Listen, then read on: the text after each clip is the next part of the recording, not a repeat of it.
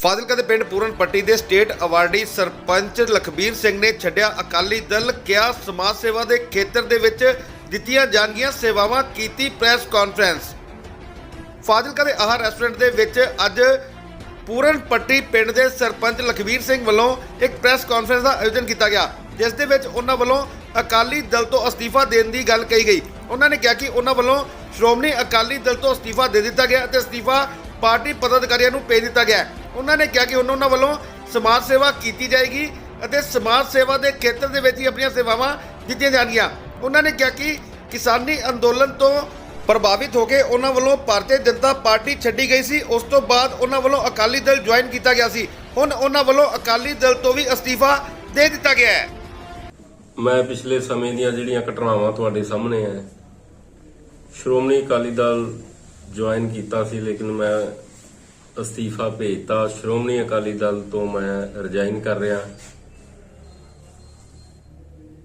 ਔਰ ਦੇਸ਼ ਔਰ ਸਮਾਜ ਦੇ ਭਲੇ ਵਾਸਤੇ ਮੈਂ ਕੰਮ ਜਿਸ ਤਰ੍ਹਾਂ ਪਹਿਲਾਂ ਕਰਦਾ ਰਿਹਾ ਸੀ ਉਸੇ ਤਰ੍ਹਾਂ ਕਰਦਾ ਰਹੂੰਗਾ। ਸ਼੍ਰੋਮਣੀ ਅਕਾਲੀ ਦਲ ਛੱਡਣ ਦਾ ਮੁੱਖ ਕਾਰਨ ਕੀ ਲੱਗਿਆ? ਕੋਈ ਤੁਹਾਡੇ ਵੱਲੋਂ ਹਾਲ ਹੀ ਬੀਜੇਪੀ ਨੂੰ ਛੱਡ ਕੇ ਸ਼੍ਰੋਮਣੀ ਅਕਾਲੀ ਦਲ ਲੈ ਗਿਆ? ਬੀਜੇਪੀ ਛੱਡਣ ਦਾ ਕਾਰਨ ਕਿਸਾਨੀ ਸੰਘਰਸ਼ ਸੀ, ਇਹ ਤੁਹਾਨੂੰ ਪਤਾ ਹੀ ਹੈ। ਉਸ ਕਰਕੇ ਮੈਂ ਬੀਜੇਪੀ ਛੱਡੀ ਸੀ, ਲੇਕਿਨ ਜਿਹੜੀ ਮੇਰੀ ਆਈਡੀਓਲੋਜੀ ਹੈ ਉਹ ਅਕਾਲੀ ਦਲ ਨਾਲ ਕਿਤੇ ਨਾ ਕਿਤੇ ਮੇਲ ਨਹੀਂ ਖਾਦੀ। ਇਸ ਲਈ ਮੈਂ ਸ਼੍ਰੋਮਣੀ ਅਕਾਲੀ ਦਲ ਤੋਂ ਅਸਤੀਫਾ ਦੇ ਰਿਹਾ ਔਰ ਆਪਣਾ ਅਸਤੀਫਾ ਮੈਂ ਭੇਜਤਾ ਪਾਰਟੀ। ਅਹਿਮ ਚੁਣਾਵ ਮੌਕੇ ਇਹ ਫੈਸਲਾ ਲਿਆ ਤੁਸੀਂ, ਤੇ ਹੁਣ ਕਿਸ ਪਾਸੇ ਰੁਖ ਰਹੇਗਾ ਤੁਹਾਡਾ? ਕਿਸ ਪਾਰਟੀ ਨੂੰ ਸਮਰਥਨ ਕਰੋਗੇ ਜਾਂ ਕਿੱਥੇ ਵੋਟ ਕਰੋਗੇ ਜਾਂ ਕਿੰਨਾਂ ਆਦੇ ਸਪੋਰਟਰਸ ਜਿਹੜੇ ਨੇ ਤੁਹਾਡੇ, ਉਹਨਾਂ ਨੂੰ ਕੀ ਸੰਦੇਸ਼ ਦਿਓਗੇ? ਜਿਹੜੀ ਪਾਰਟੀ ਪੰਜਾਬ ਔਰ ਦੇਸ਼ ਦੀ ਭਲਾਈ ਵਾਸਤੇ ਕੰਮ ਕਰੂਗੀ ਮੈਂ ਉਸ ਪਾਰਟੀ ਨੂੰ ਸਪੋਰਟ ਕਰੂੰਗਾ। ਤੁਸੀਂ ਅਕਾਲੀ ਦਲ ਛੱਡਤਾ, ਲੇਕਿਨ ਕੋਈ ਪਾਰਟੀ ਜੁਆਇਨ ਨਹੀਂ ਕਰ ਰਹੀ, ਇਹਦਾ ਕੀ ਕਾਰਨ ਹੈ? ਤੇ ਬੀਜੇਪੀ ਦੀ ਗੱਲ ਕਰੀਏ ਤਾਂ ਬੀਜੇਪੀ 'ਚ ਤੁਸੀਂ ਰਹੇ ਹੋ, ਵਾਪਸੀ ਨਹੀਂ ਹੋ ਪਾ ਰਹੀ, ਕੀ ਕਾਰਨ ਹੈ ਕਿ ਹੁਣੇ ਤੁਸੀਂ ਅਨਾਉਂਸ ਨਹੀਂ ਕਰ ਪਾ ਰਹੇ? ਵਾਪਸ ਜੁੜਨ ਤੋਂ ਕੀ ਹਿਚਕਿਚਾਹਟ ਮਹਿਸੂਸ ਕਰ ਰਹੇ ਹੋ? ਨਹੀਂ, ਕੋਈ ਹਿਚਕਿਚਾਹਟ ਵਾਲੀ ਗੱਲ ਨਹੀਂ ਗੀ, ਲੇਕਿਨ ਜਦੋਂ ਥੋੜੇ ਸਮੇਂ 'ਚ ਜ਼ਿਆਦਾ ਘਟਨਾਵਾਂ ਹੋ ਜਾਣ ਤਾਂ ਉਹ ਪਰਿਸਥਿਤੀਆਂ ਅਨੁਕੂਲ ਨਹੀਂ ਰਹਿੰਦੀਆਂ ਹੈਗੀਆਂ, ਤਾਂ ਇਸ ਲਈ ਮੈਂ ਕੋਈ ਪਾਰਟੀ ਜੁਆਇਨ ਨਹੀਂ ਕਰ ਰਿਹਾ। ਲੇਕਿਨ ਵਧੀਆ ਕੰਮ ਕਰਨ ਵਾਲੀ ਪਾਰਟੀ ਨੂੰ ਸਪੋਰਟ ਕਰੂੰਗਾ, ਜਿਹੜੀ ਪੰਜਾਬ ਦੇ ਭਲੇ ਵਾਸਤੇ ਪੰਜਾਬ ਨੂੰ ਨਸ਼ਾ ਮੁਕਤ ਕਰੇ, ਪੰਜਾਬ ਦੀਆਂ ਜਿਹੜੀਆਂ ਸਮੱਸਿਆਵਾਂ ਹੈਗੀਆਂ ਉਹਨਾਂ ਨੂੰ ਹੱਲ ਕਰੇ, ਉਹਨੂੰ ਮੈਂ ਸਪੋਰਟ ਕਰੂੰਗਾ। ਤੁਸੀਂ ਅਕਾਲੀ ਦਲ ਛੱਡਿਆ, ਤੁਸੀਂ ਕਹਿ ਰਹੇ ਹੋ ਉਹ ਪਾਰਟੀ ਨਾਲ ਕੰਮ ਕਰਾਂਗੇ ਜਿਹੜੀ ਪੰਜਾਬ ਦੇ ਭਲੇ ਲਈ ਕੰਮ ਕਰੇਗੀ। ਕੀ ਅਕਾਲੀ ਦਲ ਪੰਜਾਬ ਦੇ ਭਲੇ ਲਈ ਕੰਮ ਨਹੀਂ ਕਰ ਰਹੀ, ਸਮੱਸਿਆਵਾਂ ਨਹੀਂ ਸੁਣ ਰਹੀ? ਤੁਹਾਡੇ ਨਾਲ ਕੋਈ ਅਜਿਹੀਆਂ ਘਟਨਾਵਾਂ ਵਾਪਰੀਆਂ ਜਿਹੜੇ ਤੁਸੀਂ ਕੈਮਰੇ ਸਾਹਮਣੇ ਸਾਂਝੀਆਂ ਕਰਨ ਤੋਂ ਗੁਰੇਜ਼ ਕਰ ਰਹੇ ਹੋ? ਨਹੀਂ ਜੀ, ਇਹੋ ਜਿਹੀ ਕੋਈ ਘਟਨਾ ਨਹੀਂ ਵਾਪਰੀ ਜੀ। ਮੇਰਾ ਇਹ ਪਰਸਨਲ ਫੈਸਲਾ ਵੀ ਜਿਹੜੀ ਜਿਸ ਤਰ੍ਹਾਂ ਮੇਰਾ ਜੋ ਟਰੈਕ ਸੀਗਾ, ਜੋ ਮੇਰਾ ਕੰਮ ਕਰਨ ਦਾ ਸੀਗਾ, ਜੋ ਮੇਰੀ ਆਈਡੀਓਲੋਜੀ ਸੀਗੀ, ਉਹ ਕਿਤੇ ਨਾ ਕਿਤੇ ਮੈਨੂੰ ਨਹੀਂ ਸੂਟ ਕੀਤੀ। ਪਰ ਤੁਸੀਂ ਇਹ ਵੀ ਕਿਹਾ ਵੀ ਮੈਂ ਬੀਜੇਪੀ ਤਾਂ ਛੱਡੀ ਸੀ ਵੀ ਕਿਸਾਨੀ ਸੰਘਰਸ਼ ਕਰਕੇ। ਹਾਂਜੀ। ਬੀਜੇਪੀ ਵੱਲੋਂ ਦਾਅਵਾ ਕੀਤਾ ਜਾ ਰਿਹਾ ਹੈ ਵੀ ਦੇਸ਼ ਦੇ ਪ੍ਰਧਾਨ ਮੰਤਰੀ ਨੇ ਮਾਫੀ ਮੰਗ ਕੇ ਸੰਘਰਸ਼ ਖਤਮ ਕੀਤਾ। ਹਾਂਜੀ। ਕੀ ਹੁਣ ਬੀਜੇਪੀ ਵੱਲੋਂ ਕੋਈ ਝੁਕਾਅ ਹੋਣ ਦੇ ਆਸਾਰ?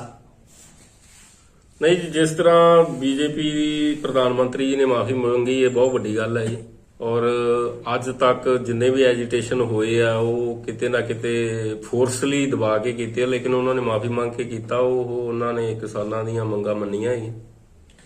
ਇਹਦੇ 'ਚ ਤਾਂ ਕੋਈ ਦੋ ਰਾਵਾਂ ਨਹੀਂ, ਕਿਸੇ ਨੂੰ ਵੀ ਨਹੀਂ। ਤੁਹਾਡੇ ਤੋਂ ਮਾਫੀ ਮੰਗਣ ਦਾ ਪ੍ਰਭਾਵ ਮੰਨਿਆ ਜਾ ਸਕਦਾ? ਉਹ ਸਾਰਿਆਂ ਤੇ ਹੀ ਹੈ ਜੀ, ਇਕੱਲਾ ਮੇਰੇ ਤੇ ਨਹੀਂ ਹੈ ਜੀ, ਤੁਹਾਡੇ ਸਾਹਮਣੇ ਹੈ ਜੀ। ਉਹ ਕਿਸਾਨ ਜਥੇਬੰਦੀਆਂ ਤੇ ਵੀ ਹੈ, ਕਿਸਾਨਾਂ ਤੇ ਵੀ ਹੈ, ਸਮਾਜ ਦੇ ਹਰ ਵਰਗ ਤੇ ਹੈ। ਤੇ ਅੱਗੇ ਨਵੀਂ ਪਾਰਟੀ ਕਿਸੇ ਪਾਰਟੀ ਦਾ ਸਾਥ ਦੇਣ ਦਾ ਕਦੋਂ ਤੱਕ ਖੁਲਾਸਾ ਕੀਤਾ ਜਾਏਗਾ? ਚੋਣਾਂ ਤੋਂ ਪਹਿਲਾਂ ਜਾਂ ਚੋਣਾਂ ਤੋਂ ਬਾਅਦ? ਇਹ ਤਾਂ ਜੀ ਕੋਈ ਗਰਭ ਦੇ ਵਿੱਚ ਕੀ ਹੈ, ਇਹ ਮੈਂ ਕੋਈ ਪੰਡਤ ਨਹੀਂਗਾ। ਔਰ ਜਿਸ ਤਰ੍ਹਾਂ ਮਤਲਬ ਅਨੁਕੂਲ ਸਮਾਂ ਆਇਆ ਤਾਂ ਜ਼ਰੂਰ ਮੈਂ ਐਕਟਿਵ ਰਾਜਨੀਤੀ ਦੇ ਵਿੱਚ ਐਕਟਿਵ ਹੋਊਂਗਾ ਜੀ। ਤੁਸੀਂ ਆਦੇ ਸਰਪੰਚ ਕਾਰਜਕਾਲ ਦੇ ਦੌਰਾਨ ਬਹੁਤ ਅੱਛੇ ਕੰਮ ਕੀਤੇ ਨੇ, ਤੁਹਾਨੂੰ ਨੈਸ਼ਨਲ ਅਵਾਰਡ ਵੀ ਮਿਲਿਆ ਸੀਗਾ। ਉਹ ਇੱਕ ਝੰਡੇ ਥੱਲੇ ਕੰਮ ਕਰਨ ਦੇ ਇੱਕ ਫਲ ਵੀ ਕਿਹਾ ਜਾ ਸਕਦਾ ਹੈ, ਕਿਉਂਕਿ ਇੱਕ ਪਾਰਟੀ ਨਾਲ ਜੁੜੇ ਸੀ, ਇੱਕ ਵਿਚਾਰਧਾਰਾ ਨਾਲ ਜੁੜੇ ਸੀਗੇ। ਹੁਣ ਤੁਸੀਂ ਸਮਾਜ ਸੇਵਾ, ਇਹ ਵੀ ਇੱਕ ਆਦੇ ਆਪ 'ਚ ਬਹੁਤ ਅੱਛੀ ਵਿਚਾਰਧਾਰਾ ਹੁੰਦੀ ਹੈ, ਤੁਸੀਂ ਸਮਾਜ ਸੇਵਾ ਨਾਲ ਜੁੜਨਾ ਚਾਹ ਰਹੇ ਹੋ। ਤੇ ਜੇ ਸਿਆਸਤ ਦੀ ਗੱਲ ਕਰਦੇ ਹਾਂ ਤਾਂ ਤੁਸੀਂ ਕਹਿ ਰਹੇ ਹੋ ਕਿ ਮੈਂ ਜੋ ਪੰਜਾਬ ਦਾ ਭਲਾ ਚਾਹੇਗੀ, ਦੇਸ਼ ਦਾ ਭਲਾ ਚਾਹੇਗੀ, ਉਹਦੇ ਨਾਲ ਜੁੜਾਂਗਾ।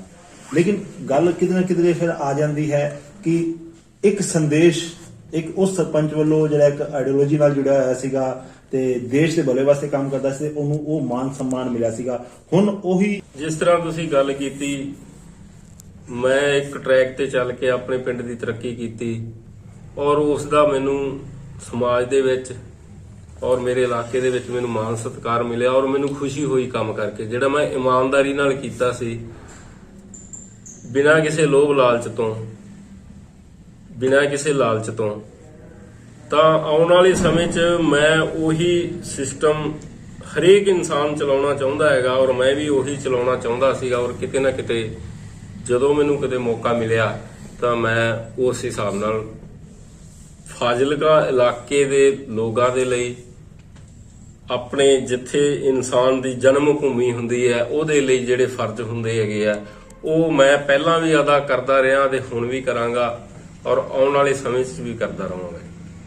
ਅੱਜ ਦਾ ਜੋ ਸਿਆਸੀ ਸਮਾਂ ਚੱਲ ਰਿਹਾ ਹੈ, ਚੁਣਾਵ ਨੇੜੇ ਨੇ, ਇੱਕ ਪੰਜਾਬ ਦਾ ਭਵਿੱਖ ਤੈਅ ਹੋਣਾ ਹੈ, ਉਹਨੂੰ ਲੈ ਕੇ ਤੁਸੀਂ ਆਦੇ ਸਪੋਰਟਰਸ ਨੂੰ ਤੇ ਆਮ ਜਿਹੜੇ ਸ਼ਹਿਰ ਵਾਸੀ ਨੇ, ਤੁਹਾਡੇ ਪਿੰਡ ਵਾਸੀ ਨੇ, ਉਹਨਾਂ ਨੂੰ ਕੀ ਸੰਦੇਸ਼ ਦੇਣਾ ਚਾਹੋਗੇ?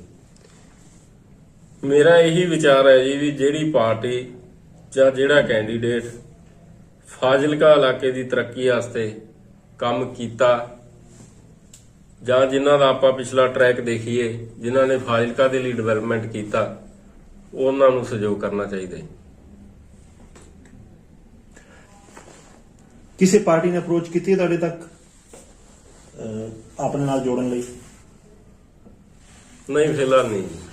ਜੇ ਕੀਤੀ ਜਾਏਗੀ ਤਾਂ ਫਿਰ ਵੀ ਉਦੋਂ ਵੀ ਇਹੀ ਤੁਹਾਡਾ ਜਵਾਬ ਰਹੇਗਾ ਕਿ ਅਸੀਂ ਮਤਲਬ ਕਿ ਫਿਲਹਾਲ ਬਿਲਕੁਲ ਜੀ, ਮੈਂ ਸਮਾਜ ਸੇਵਾ ਵਾਸਤੇ ਔਰ ਪਰਸਨਲ ਤੌਰ ਤੇ ਮੈਂ ਸਪੋਰਟ ਕਰੂੰਗਾ ਜਿਹੜਾ ਫਾਜ਼ਿਲਕਾ ਦੀ ਤਰੱਕੀ ਔਰ ਫਾਜ਼ਿਲਕਾ ਦੀ ਡਿਵੈਲਪਮੈਂਟ ਵਾਸਤੇ ਕੰਮ ਕਰੂਗਾ।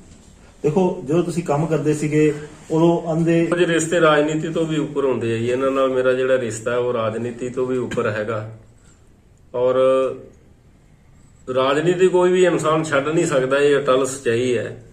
ਚਾਹੇ ਸਮਾਜ ਸੇਵਾ ਉਹ ਵੀ ਇੱਕ ਤਰ੍ਹਾਂ ਦੀ ਰਾਜਨੀਤੀ ਹੈ। ਤਾਂ ਮੈਂ ਜਿਹੜਾ ਵੀ ਇਨਸਾਨ ਫਾਜ਼ਿਲਕਾ ਦੀ ਤਰੱਕੀ ਵਾਸਤੇ ਕੰਮ ਕਰੂਗਾ ਉਹਨੂੰ ਮੈਂ ਸਪੋਰਟ ਕਰੂੰਗਾ। ਮਤਲਬ ਕੁੱਲ ਮਿਲਾ ਕੇ ਤੁਸੀਂ ਹੁਣ ਕਿਸੇ ਪਾਰਟੀ ਦਾ ਖੁਲਾਸਾ ਕਰਨਾ ਨਹੀਂ ਚਾਹੁੰਦੇ। ਚਲੋ ਖੈਰ, ਇਹ ਤੁਹਾਡਾ ਆਪਸੀ ਨਿੱਜੀ ਮਸਲਾ ਹੈ, ਤੁਸੀਂ ਕਿਸ ਹੱਦ ਤੱਕ ਆਦਾ ਸਪੋਰਟ ਕਿਸੇ ਨੂੰ ਦਿੰਦੇ ਹੋ ਜਾਂ ਆਦੇ ਸਪੋਰਟਰ ਨੂੰ ਕਿਸ ਪਾਸੇ ਤੋਰਦੇ ਹੋ, ਇਹ ਸਮੇਂ ਦੀ ਗਰਭ ਵਿੱਚ ਹੈ। ਲੇਕਿਨ ਅਸੀਂ ਉਮੀਦ ਕਰਦੇ ਹਾਂ ਕਿ ਤੁਸੀਂ ਜਲਦ ਹੀ ਇਸ ਚੀਜ਼ ਦਾ ਖੁਲਾਸਾ ਕਰੋਗੇ, ਚੁਣਾਵ ਤੋਂ ਪਹਿਲੇ ਜਾਂ ਚੁਣਾਵ ਤੋਂ ਬਾਅਦ। ਤਾਂ ਫਿਰ ਵੀ ਆਖਿਰ 'ਚ ਅਸੀਂ ਇੱਕ ਵਾਰ ਫਿਰ ਸੰਦੇਸ਼ ਦੇਣਾ ਚਾਹੁੰਦੇ ਹਾਂ। ਦੇਖੋ ਜੀ, ਪੰਜਾਬ ਦੇ ਲੋਕ ਬਹੁਤ ਸੂਝਵਾਨ ਹੈ। ਉਹ ਆਪਣੇ ਮਤ ਦਾ ਜਿਹੜਾ ਹੈਗਾ ਇਸਤੇਮਾਲ ਬੜੀ ਸੋਚ ਸਮਝ ਕੇ ਕਰਨਗੇ ਔਰ ਜੋ ਬਾਰਡਰ ਸਟੇਟ ਹੈਗੀ ਹੈ, ਜੋ ਪੰਜਾਬ ਨੂੰ ਵਿਦੇਸ਼ੀ ਤਾਕਤਾਂ ਤੋਂ ਬਚਾ ਸਕਦੀ ਹੈ, ਉਹਨੂੰ ਸਪੋਰਟ ਕਰਨਗੇ ਔਰ ਕਰਨੀ ਚਾਹੀਦੀ ਹੈ। ਇਹਦੇ ਜੀ ਭਲਾ ਔਰ ਹਿੰਦੂ ਸਿੱਖ ਏਕਤਾ ਵਾਸਤੇ ਵੀ ਇਹ ਬਹੁਤ ਜ਼ਰੂਰੀ ਹੈ ਵੀ ਇਹ ਬਾਰਡਰ ਸਟੇਟ ਦੇ ਵਿੱਚ ਇੱਕ ਸਥਿਰ ਸਰਕਾਰ ਬਣੇ। ਇੱਕ ਦਿਨ ਪਹਿਲੇ ਦੀ ਹੀ ਗੱਲ, ਕਿਸੇ ਵੀ ਪਾਰਟੀ ਤੇ ਕੋਈ ਕਮੈਂਟ ਨਹੀਂ ਕਰੂੰਗਾ, ਕੋਈ ਟਿੱਪਣੀ ਨਹੀਂ ਦੀ। ਤੁਹਾਡੇ ਹਿਸਾਬ ਨਾਲ ਜੋ ਹੈ ਕਿ ਪੰਜਾਬ 'ਚ ਪਹਿਲੀ ਵਾਰੀ ਕਾਂਗਰਸ, ਅਕਾਲੀ ਦਲ, ਬੀਜੇਪੀ, ਆਮ ਆਦਮੀ ਪਾਰਟੀ ਤੇ ਐਸਐਸਐਮ ਇਲੈਕਸ਼ਨ ਲੜ ਰਹੀ ਹੈ, ਕਿਹੜੀ ਪਾਰਟੀ ਪੰਜਾਬ ਦੇ ਹਿੱਤਾਂ ਦਾ ਰਾਖੀ ਕਰ ਸਕਦੀ ਹੈ?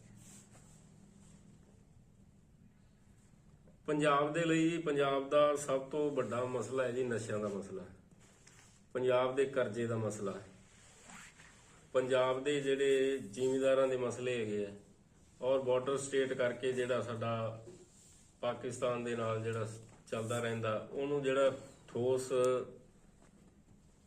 ਉਹਦਾ ਹੱਲ ਜਿਹੜੀ ਪਾਰਟੀ ਕਰ ਸਕਦੀ ਹੈ, ਪੰਜਾਬ ਵਾਸੀਆਂ ਨੂੰ ਉਹਦਾ ਹੀ ਸਪੋਰਟ ਕਰਨਾ ਚਾਹੀਦਾ। ਤੁਹਾਡੇ ਹਿਸਾਬ ਨਾਲ ਕਿਹੜੀ ਪਾਰਟੀ ਸਾਰੇ ਮਸਲਿਆਂ ਦਾ ਹੱਲ ਕਰ ਸਕਦੀ ਹੈ? ਫਿਰ ਉਹ ਸਵਾਲ ਹੈ। ਦੇਖੋ ਜੀ, ਰਾਜਨੀਤਿਕ ਦੇ ਤੌਰ ਤੇ ਮੈਂ ਤੁਹਾਨੂੰ ਪਹਿਲਾਂ ਵੀ ਕਿਹਾ ਵੀ ਮੈਂ ਰਾਜਨੀਤਿਕ ਤੌਰ ਤੇ ਨਹੀਂ, ਮੈਂ ਸਮਾਜ ਸਮਾਜ ਸੇਵਾ ਦੇ ਸੇਵਾ ਦੇ ਤੌਰ ਤੇ ਵਾਸਤੇ ਕਰਨਾ ਚਾਹੀਦਾ ਹੈ। ਸਮਾਜ ਸੇਵਾ ਵਾਸਤੇ ਕਿਸੇ ਵੀ ਰਾਜਨੀਤਿਕ ਪਾਰਟੀ ਨੂੰ ਚੁਣਨਾ ਜਾਂ ਨਾ ਚੁਣਨਾ ਇਹ ਵਿਅਕਤੀਗਤ ਇੱਛਾ ਹੁੰਦੀ ਹੈ ਜੀ, ਕਿਸੇ ਦੇ ਠੋਸੀ ਨਹੀਂ ਜਾ ਸਕਦੀ। Thank you sir.